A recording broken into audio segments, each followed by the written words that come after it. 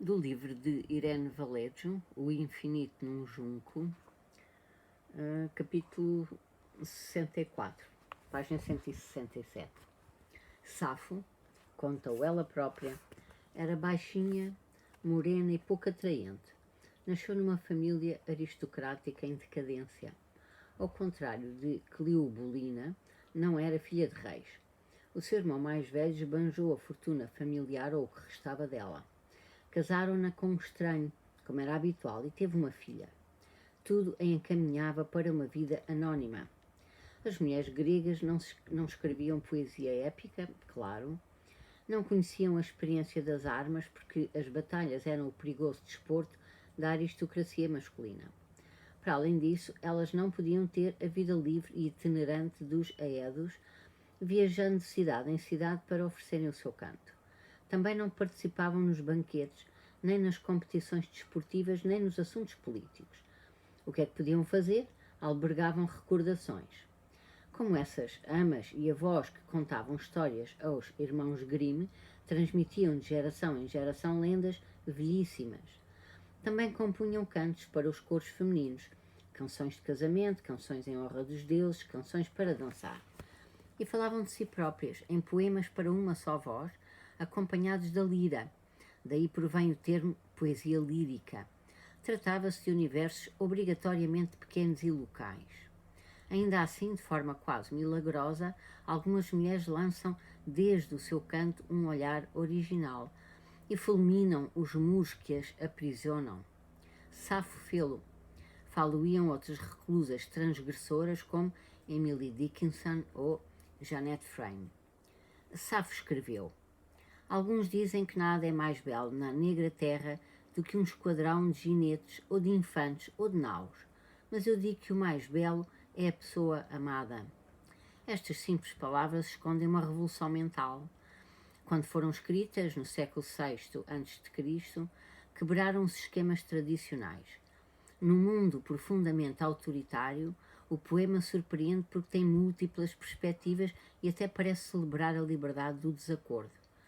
Para além disso, atreve-se a questionar aquilo que a maioria admira: os desfiles, os exércitos, a exibição e o alarde de poder.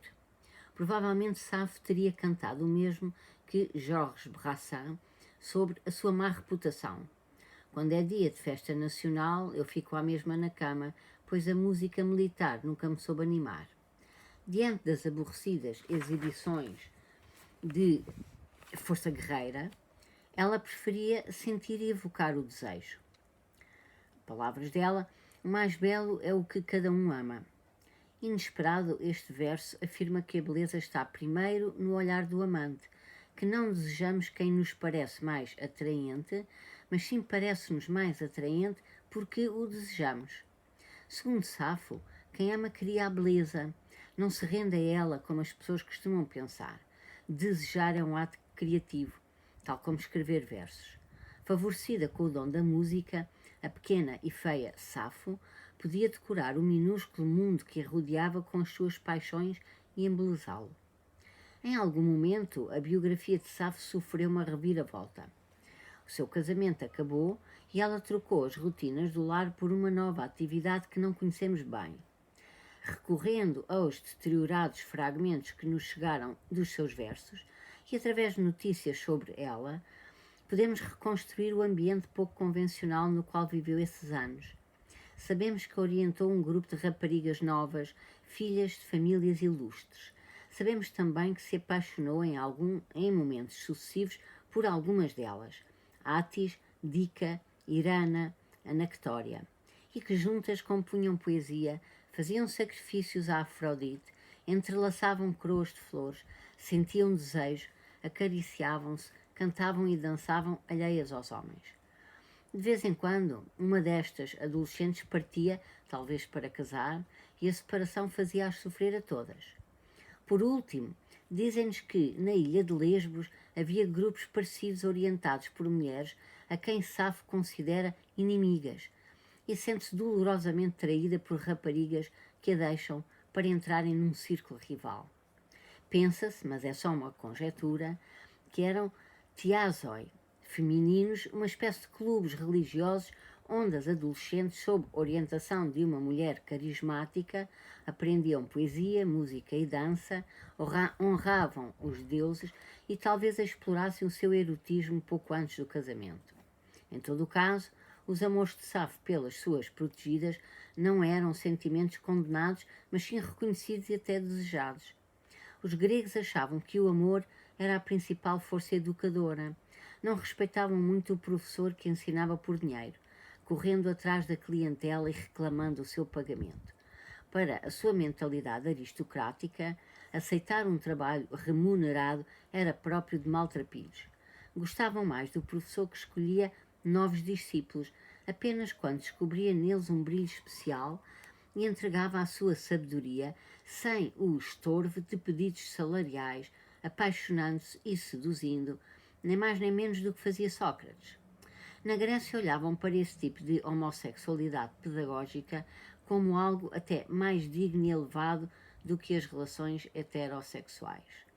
O poema mais conhecido de Safo desenvolve-se no casamento de uma jovem amiga que já não voltará ao grupo. Para Safo é a festa do adeus. Esse homem parece-me igual a um deus que está sentado à tua frente e cativo te ouve, enquanto lhe falas com doçura. O teu riso encantador perturbou o meu coração no peito. Se olho para ti, a voz não me obedece, a língua quebra-se e sob a pele um tenue fogo percorre-me. Já não vejo, os meus ouvidos zumbem, brota o suor, sou toda sacudida por um tremor e estou pálida, mais do que a erva. Sinto que me falta pouco para morrer. Estes versos, nos quais palpita o desejo, escandalizaram muitos leitores. Século após século, Safo sofreu uma verdadeira avalanche de incompreensão, caricaturas e comentários mal intencionados que bisbilhotavam na sua vida privada. Já Séneca refere um ensaio intitulado Safo foi uma prostituta. No outro extremo, um puritano filólogo do século XIX escreveu, para manter algum comedimento e proteger o mundo das obscenidades pagãs, que dirigia um internato de meninas. Em 1073, o Papa Gregório VII tinha mandado queimar todos os exemplares dos seus poemas pela sua penosa imoralidade. Num fragmento de apenas uma linha que chegou até nós por acaso, lemos: eu afirmo que alguém se lembrará de todas nós. E embora aquela possibilidade parecesse ser quase impossível, após 30 séculos continuamos a ouvir a voz ténue daquela mulher baixinha.